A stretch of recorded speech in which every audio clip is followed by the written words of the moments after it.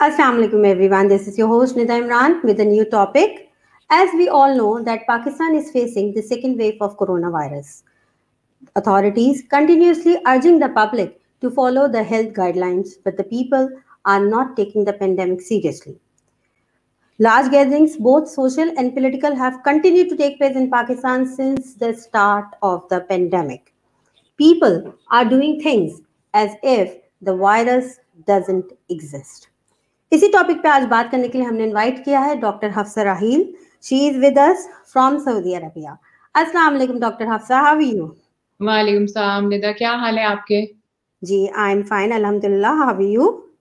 अल्हम्दुलिल्लाह fine, great. Let me give a brief introduction of Dr. Hafsa Rahil. Dr. Hafsa is a trained consultant in preventive medicine and public health. She is graduate of Dow Medical College, Karachi, and did her specialized training from Aga Khan University, Karachi. Then she left and joined King Saud University, Riyadh, which is one of the biggest university in the Middle East. She works there as an associate professor and consultant and has initiated many training programs to educate and train communities regarding health protection and disease prevention. She also has been training medical students and PhD students in this field. She has been an invited speaker in many international conferences in Canada, America, and Middle East. One of her great achievements is a recently published paper on how Saudi Arabia responded to control COVID-19, which has been published in one of well-reputed international journals. She was also invited to talk about Saudi Arabia's initiatives in the Middle East Digital Training of Healthcare Provider Conference last month. Dr. Hafsa has over 30 original research papers published in the field of public health and preventive medicine in national and international renowned journals. MashaAllah, such a rich profile. Dr. Hafsa, as you all know, that again, we are facing the second wave of coronavirus in all over the world and in Pakistan as well. क्या difference है? What is the difference between the first wave and the second wave? पहले तो let me congratulate you, Nida, that you have touched and you have brought this very important topic. It's not an old topic; it's a continuing topic, and it is a very, very important topic for us to remember that we are still in the middle of a pandemic, and what we have to do, and what we have to do now, and what we have to do in the future. So let me answer your first question कि जी पहली जो wave थी और अब जो है इसमें क्या फर्क है. आपको मतलब ये तो हम बाखबर हैं कि हम सेकंड वेव में तो एंटर हो चुके हैं. ठीक है, दुनिया भर के ममालिक जो हैं वो वेस्ट तो खास तौर पे इस वक्त बहुत स्ट्रगल कर रहा है और अल्लाह खैर रखे हमारे ममालिक जो हैं वो इंशाल्लाह इसमें नहीं होंगे, लेकिन बहरहाल हम कुछ कह नहीं सकते. तो पहली वेव और सेकंड वेव में देखें जो फर्क है वो ये है कि सबसे पहले तो ये कि we are much much better off with regards to our knowledge. पहले हमें बिल्कुल नहीं पता था. जब पिछले साल मार्च और में जब WHO ने अनाउंस किया कि ये पैंडेमिक है और पिछले साल दिसंबर में ये चाइना से शुरू हुआ था, we didn't know what it is. It was a new virus और हमें बिल्कुल कुछ नहीं पता था कि कैसे ये स्प्रेड हो रहा है, क्या करेगा, क्या मोर्टेलिटी है, कैसे हमने प्रिवेंट करना है. तो ये इस एक चीज की तो तसल्ली है कि we know much more as compared to the first pandemic. एक तो ये पॉइंट है. लेकिन जो सेकेंड वेव अभी आई है और जो वायरस अब जो डिटेक्ट हो रहे हैं, जो स्ट्रेन्स डिफरेंट डिटेक्ट हो रहे हैं साउथ अफ्रीका से, यूके से, और आज ही खबर आई है इंटरनेशनल मीडिया में कि जो स्पेन है उसने भी अपना मतलब स्ट्रेन एक न्यू आइडेंटिफाई कर लिया है. तो ये जो स्ट्रेन है ये बहुत तेजी से फैल रहा है. इसकी मोर्टेलिटी क्या होगी, इससे कितने लोग मरेंगे और आईसीयू में कितने एंड अप होंगे, अभी हमें नहीं हम कुछ कह सकते. लेकिन जो इसकी ट्रांसमिटेबिलिटी है ना, यानी एक पर्सन से दूसरे पर्सन जो ट्रांसमिट हो रहा है, ये it's far far faster than the first virus. तो इसका मतलब ये है कि जो लोग इससे इन्फेक्ट होंगे ना वो बहुत रैपिडली होंगे. पहले ये अब कितना रैपिडली हो रहा है, क्या ड्यूरेशन है, ये अभी it's still not very clear. Still we have reports. लेकिन जो लोगों की ट्रांसमिटेबिलिटी है दैट्स मच मच मोर. इंशाल्लाह वी होप दैट इससे बात इतनी नहीं होंगी, लेकिन ऑफ कोर्स जब ये ट्रांसमिट इतने तेज रेट पे होगा तो we really have to be very careful and protect ourselves more than what we did before. Right. तो क्या मेजर्स हमें अडॉप्ट करनी चाहिए, किस तरह अपने आप को प्रोटेक्ट और किस तरह प्रिवेंट करना चाहिए इस वायरस को लगने से? देखिए शुरू दिन से जब ये इनिशियल इसकी रिसर्च आई थी तो जो सबसे पहली चीज बताई गई थी वो मास्क का इस्तेमाल और प्रॉपर तरीके से इस्तेमाल। तो सबसे पहले and foremost thing you have to wear a mask. Mask का कोई ऑल्टरनेटिव है ही नहीं अभी यहाँ तक। तो मजाक उड़ाते हैं हम तो, अगर मास्क लगा के कहीं चले जाएं तो लोग people make fun of others और ये समझा जाता है कि बहुत एटीट्यूड दिखा रहे हैं, मास्क लगा के आ गए गैदरिंग्स में। ये तो बहुत ज्यादती है और ये बहुत तकलीफ दे।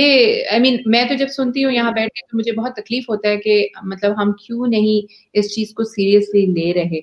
आप उन फैमिलीज को देखें जो इससे इफेक्ट हुए हैं, उन घरों को देखें जिनके प्यारे चले गए हैं सिर्फ इस वजह से। Simple major mask, simple thing, it's such a simple thing mask पहनना। Number 1। Number 2 hand washing.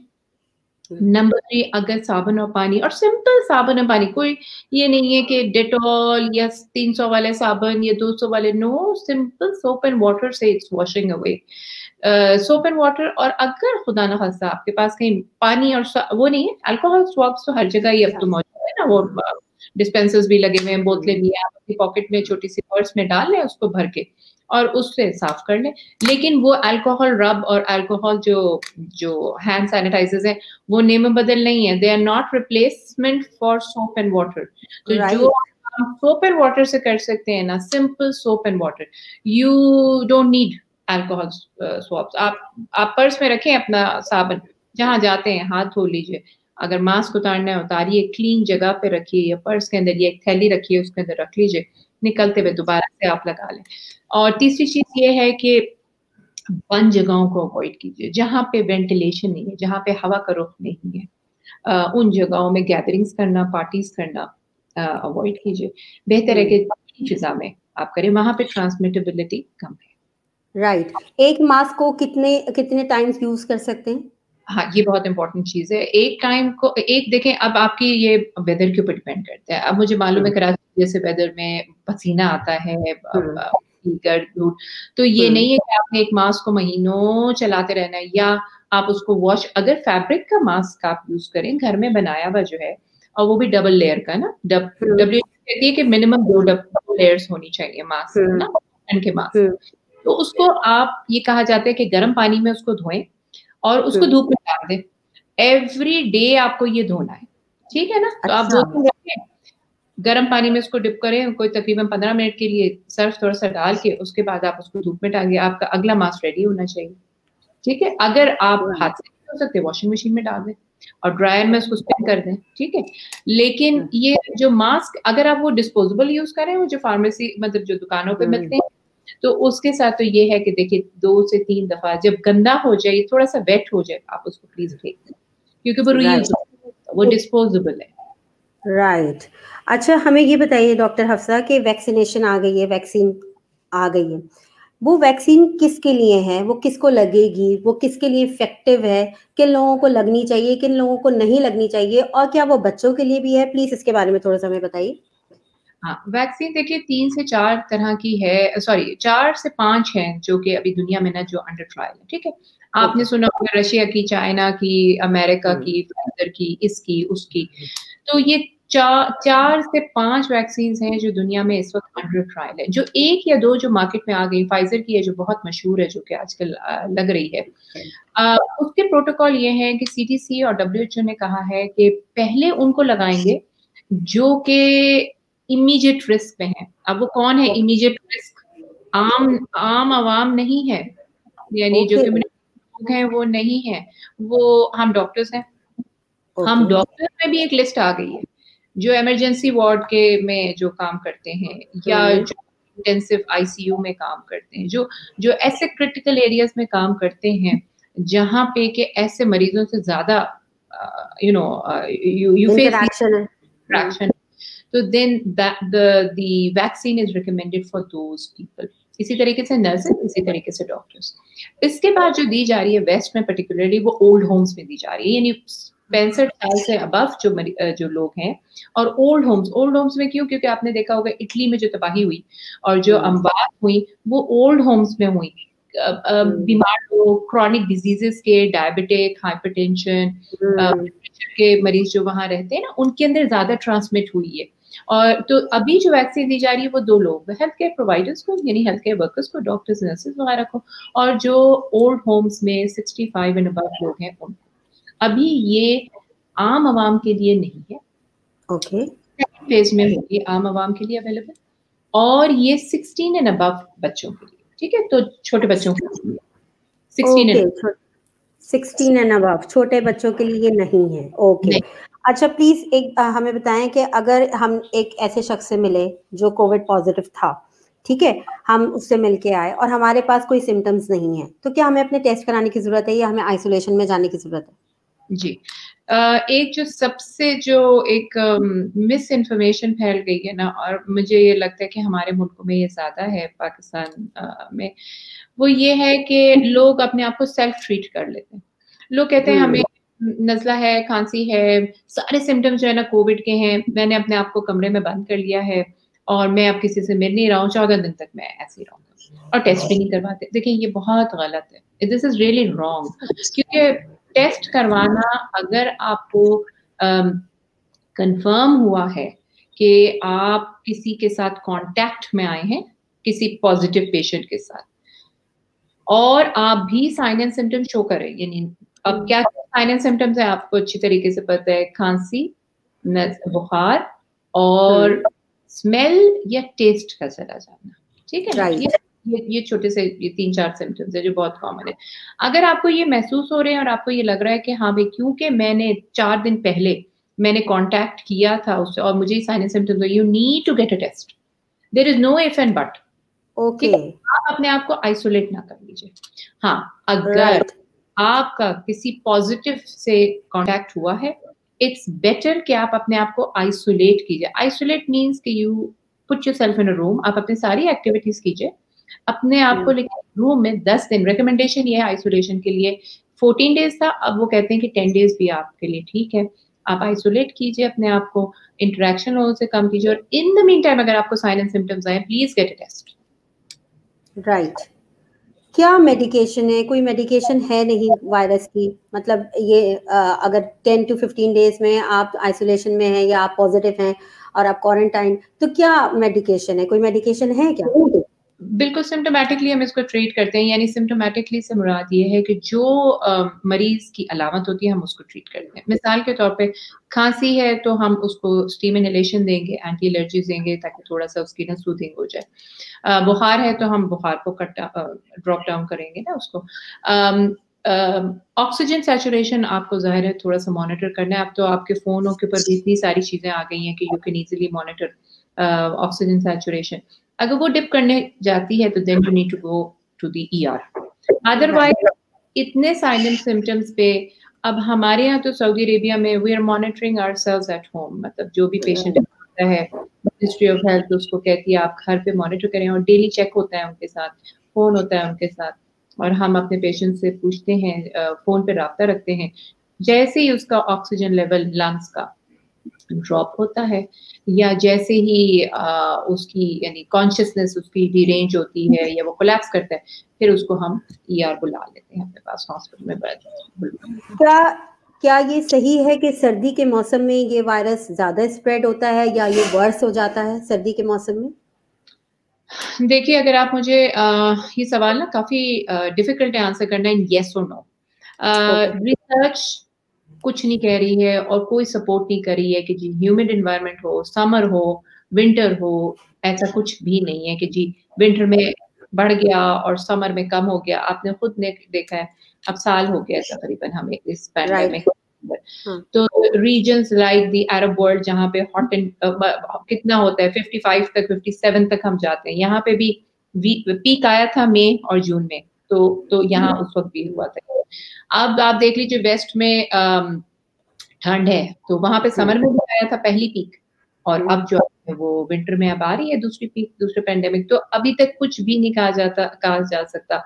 100% data कुछ भी नहीं कह रहा कि it increases in the winter, it increases in the summer, it decreases in the summer, it decreases in the winter, ऐसा कुछ नहीं है। हाँ, क्योंकि फ्लू हर साल इस मौसम में बढ़ता है, इसलिए लोग कहते हैं कि हाँ भाई ये इसमें खदशा हो सकता है बढ़ने के लिए, but there is no facts and figures, we can't say anything concrete.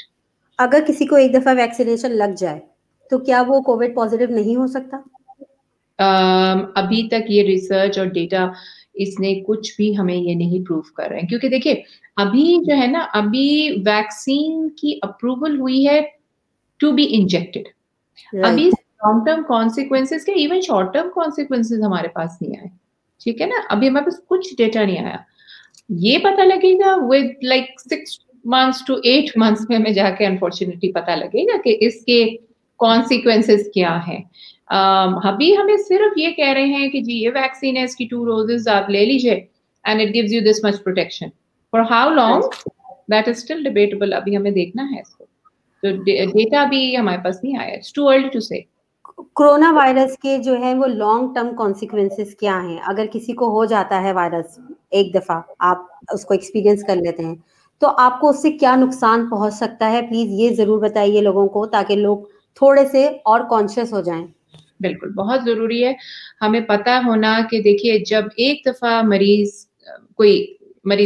मैं कहूँगी इंसान को जब कोविड हो जाता है तो उसकी जो ब्रीदिंग कैपेसिटी है ना वो बहुत इफेक्ट हुई है।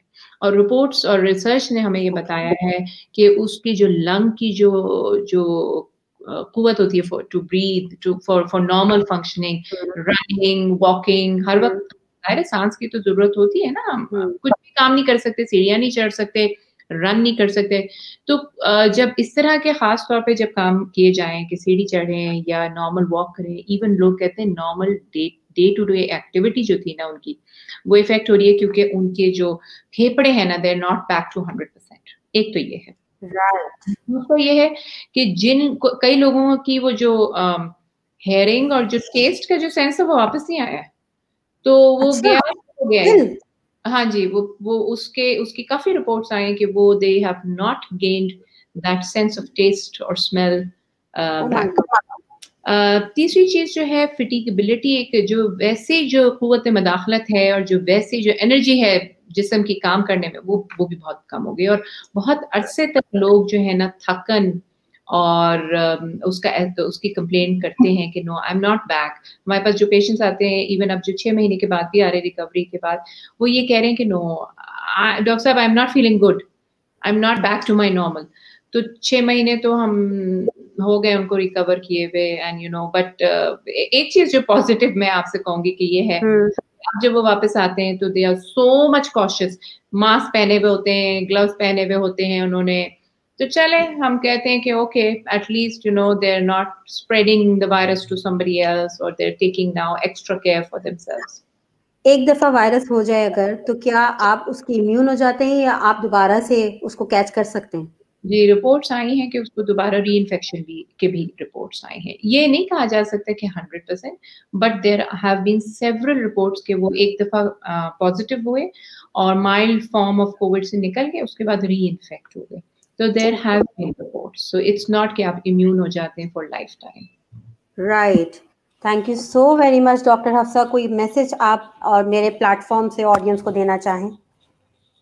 नदा, बस ये है कि आप अपना खूब ख्याल रखिए please. The pandemic is not over and the pandemic unfortunately is not going anywhere, right? So it's going to stay for us for a very long time, and maybe more than what we had expected, unfortunately. पहले pandemics में 2 to 3 waves रही हैं, इस pandemic में second wave हम enter हो चुके हैं, ठीक है ना, और नॉर्थ कोरिया जो है वो तो थर्ड वेव में अपना एंटर हो चुका है। सो लेट्स सी कि अभी ये कितना और अरसे चलता है। बेसिक प्रिकॉशंस जो है ना, we shouldn't be forgetting that. Even vaccination करने के बाद भी please don't forget to wash your hands, please do not forget to wear a mask anywhere. आप ये कहें कि जी मैं तो पड़ोस में गई हूँ या मैं मार्केट में 5 मिनट के लिए गई हूँ, the moment you step out of your house you should have the mask on, and when you come back then you wash your hands first और उसके बाद मास्क उतारो। सिंपल सी चीजें अगर हम इसको रूटीन में अपने डाल लेना तो there is nothing wrong with it, कुछ भी नहीं होगा। बस सिर्फ ये होगा हम अपने आप को महफूज रख सकेंगे और हमारे जो इतराफ के लोग हैं ना वो इस चीज से महफूज रहेंगे। ये एक छोटी सी चीज है, अगर हम कर लें तो हम कितना माशरे को भी फायदा करेंगे, अपने आप को भी No doubt. Thank you so very much, Dr. Hafsa, for your time. She was with us live from Saudi Arabia. आपको मैं सिर्फ इतना कहना चाहूंगी कि अपना और अपने प्यारों का बहुत ख्याल रखें. Stay home, stay safe, and avoid public gatherings. And don't forget to like and subscribe my YouTube channel. Allah Hafiz. Stay tuned.